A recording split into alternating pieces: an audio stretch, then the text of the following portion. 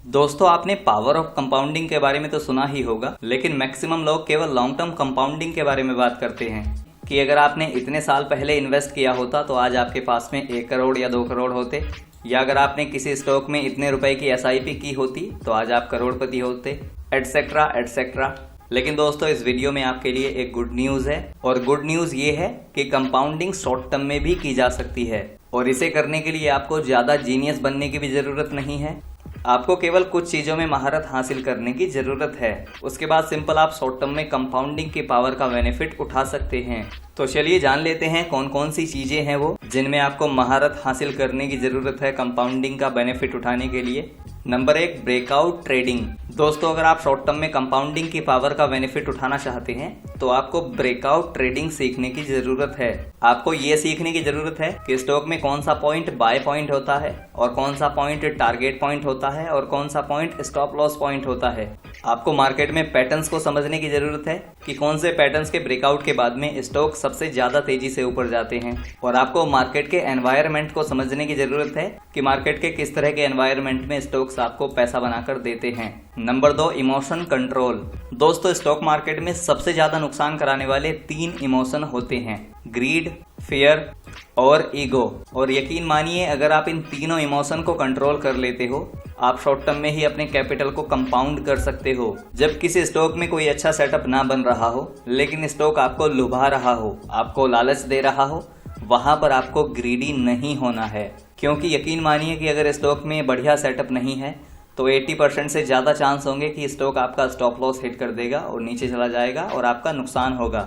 लेकिन साथ साथ आपको ये भी पता होना चाहिए कि आपको कब ग्रीडी होना है। अगर आपको कहीं पर एक अच्छी अपॉर्चुनिटी बनती हुई दिखाई दे तो वहां पर ग्रीडी होना भी जरूरी होता है मार्केट में कंपाउंडिंग की पावर का यूज करने के लिए। दूसरा है दोस्तों फियर। फियर की वजह से कोई स्टॉक 10% गिरा नहीं और आप उसको सेल कर देते हो, स्टॉक वहां से वापस उठता है और वहां से कई गुना हो जाता है। तो यहाँ पर आपका दोहरा लॉस होता है। एक तो जो आपका ये स्टॉप लॉस हिट हुआ ये, और दूसरा जो स्टॉक ऊपर गया ये आपके हाथ से निकल गया। मार्केट में आपने 2-4% की गिरावट देखी तो भी आप अपने पोर्टफोलियो को सेल कर देते हैं। जहां से आप अपने स्टॉक्स को सेल करते हैं स्टॉक वहीं से भागना स्टार्ट कर देते हैं। तो ऐसा होता है फियर की वजह से। इसलिए दोस्तों फियर को कंट्रोल करना बहुत ही जरूरी होता है स्टॉक मार्केट में। अगर आप कंपाउंडिंग की पावर का बेनिफिट उठाना चाहते हैं तो आपको अपने फियर को कंट्रोल में रखना होगा और स्टॉक्स को बाय करके तब तक होल्ड करना होगा जब तक कि वो लगातार ऊपर जा रहे हों। मार्केट के 2-4% के करेक्शन से आपको घबराना नहीं है, आपको सिंपल अपने फियर को कंट्रोल में रखना है। तीसरा होता है दोस्तों ईगो। असल में जब कोई स्टॉक आपके बाइंग लेवल से नीचे गिरने लगता है उसको ये सोचकर होल्ड करते हो कि मैं लॉस में क्यों सेल करूं, जब स्टॉक वापस ऊपर आएगा मैं तब सेल करूंगा। लेकिन मैक्सिमम टाइम ऐसा होता है कि स्टॉक वापस ऊपर आता ही नहीं और स्टॉक नीचे ही गिरता चला जाता है। ऐसा होता है आपके ईगो की वजह से, क्योंकि आपके ईगो की वजह से आप खुद को गलत साबित करना नहीं चाहते, और जब आप गलत हो जाते हैं वहां पर होल्ड करने का मतलब ये है कि आप वहां पर लॉस ही करते चले जाओगे जब तक आप अपनी गलती को स्वीकार नहीं करोगे और वहां से पोजीशन एग्जिट नहीं करोगे। दोस्तों तीसरा वो काम जिसमें आपको महारत हासिल करने की जरूरत है, टॉप और बॉटम की पहचान। देखिए दोस्तों एग्जैक्ट टॉप और बॉटम को प्रिडिक्ट नहीं किया जा सकता, आप ऐसा नहीं कर सकते, लेकिन आप एक अनुमान ये लगा सकते हैं कि कब कोई स्टॉक या मार्केट टॉप और बॉटम बनाने वाला है या फिर बना रहा है। क्योंकि कंपाउंडिंग की पावर का बेनिफिट उठाने के लिए हमको किसी स्टॉक को बॉटम पर बाय करके टॉप पर सेल करने की जरूरत नहीं है, लेकिन हमें मार्केट के टॉप और बॉटम को पहचानना बहुत ही जरूरी है कि कब मार्केट बॉटम बना रहा है और कब मार्केट टॉप बना रहा है। क्योंकि ये जो बीच का टाइम होता है दोस्तों यहाँ से यहाँ तक का, इसको कहा जाता है स्टेज 2। और जब मार्केट स्टेज 2 में होता है, एडवांसिंग फेज में होता है, तो ऐसे में फॉल्स ब्रेकआउट बहुत ही कम देखने के लिए मिलते हैं और स्टॉक मार्केट के साथ साथ लगातार ऊपर जा रहे होते हैं। तो अगर ऐसे टाइम में आप स्टॉक्स में पोजीशन बनाते हैं तो यकीन मानिए कि आप शॉर्ट टर्म में ही अपने कैपिटल को कंपाउंड कर सकते हैं। लेकिन वहीं अगर आपको टॉप की पहचान नहीं है और मार्केट अपना टॉप बनाकर नीचे जाने लगता है तो ऐसे एनवायरनमेंट में पोजीशन बनाने में आप अपनी ट्रेडिंग में लॉस ही करोगे, और जो आपने यहाँ इस अप ट्रेंड में बनाया था वो आप इसमें लूज कर दोगे। रिजल्ट होगा 0/0। यहाँ पर आप कुछ नहीं बना पाओगे, ना ही कुछ कंपाउंड कर पाओगे।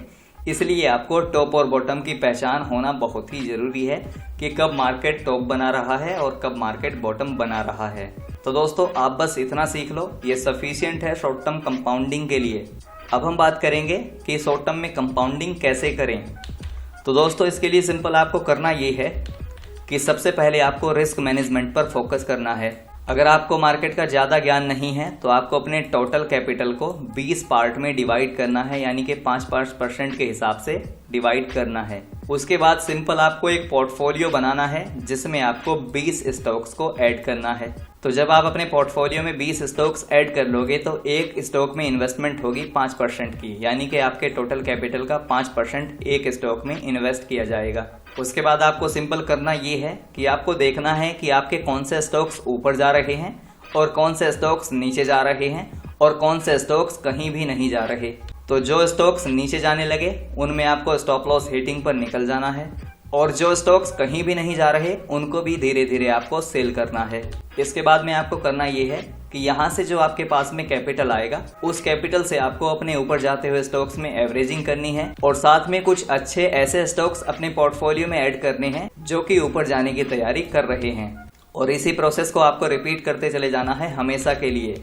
और ये जितने भी बड़े ट्रेडर्स होते हैं जो कि शॉर्ट टर्म में कंपाउंडिंग करते हैं वो सब इसी स्ट्रेटेजी से शॉर्ट टर्म कंपाउंडिंग करते हैं।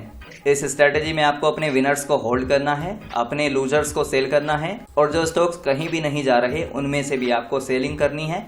विनर्स को ऐड करते चले जाना है स्टेप बाय स्टेप और नए एंड अच्छे स्टॉक्स को अपने पोर्टफोलियो में ऐड करते चले जाना है स्टेप बाय स्टेप। उसके बाद एक टाइम ऐसा आएगा कि आपके पोर्टफोलियो में कोई भी लूजिंग ट्रेड नहीं बचेगी, सारी की सारी विनिंग ट्रेड्स होंगी और आपका पोर्टफोलियो बहुत ही ज़्यादा स्पीड से ग्रो कर रहा होगा।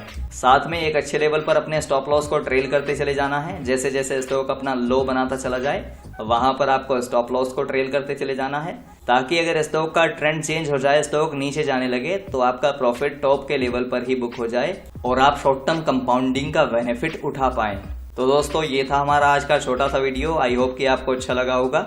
अच्छा लगा हो तो लाइक शेयर जरूर करना।